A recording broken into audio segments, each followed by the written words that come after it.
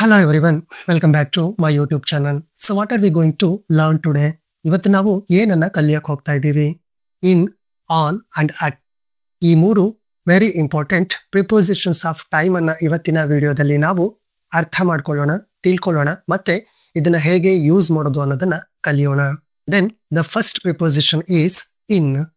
In is used for longer periods. ಇನ್ನನ್ನ ನಾವು ದೀರ್ಘಾವಧಿ ಸಮಯದ ಜೊತೆಗೆ ಯೂಸ್ ಮಾಡ್ತೀವಿ. ಇಲ್ಲಿ ದೀರ್ಘಾವಧಿಯ ಸಮಯ ಅಂದ್ರೆ ಅದು ಮಂತ್ಸ್ ಆಗಿರಬಹುದು, ಇಯರ್ಸ್ ಆಗಿರಬಹುದು, ಸೆಂಚುರೀಸ್ ಆಗಿರಬಹುದು ಮತ್ತೆ ಸೀಸನ್ಗಳು ಕೂಡ ಆಗಿರಬಹುದು. For example, in December, it refers to the entire December month. In 2024, it refers to the entire year of 2024. In 19th century, it refers to the whole 19th century. In winter, it refers to the whole winter season. Next preposition is on. On is used for specific days and dates. On ಅನ್ನ ನಿರ್ದಿಷ್ಟವಾದ ದಿನಾಂಕಗಳು ಮತ್ತೆ ದಿನಗಳಿಗೆ use ಮಾಡ್ತೀವಿ. For example, on Monday, it refers to a specific day of a week.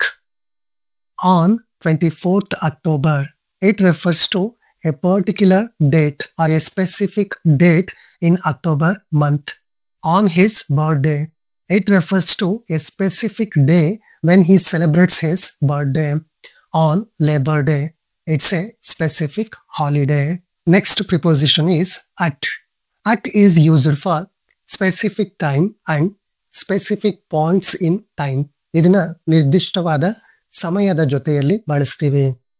Example, at 4 p.m. it refers to a specific hour in a day. At noon, it is the exact middle of the day. And at midnight, it is the time where one day completes and another day begins. So ಈಗ ನಿಮಗೆ prepositions of time in, on and at ಹೇಗೆ use ಮಾಡೋದು ಅನ್ನೋದು ಅರ್ಥ ಆಗಿದೆ ಅನ್ಕೊಳ್ತೀನಿ.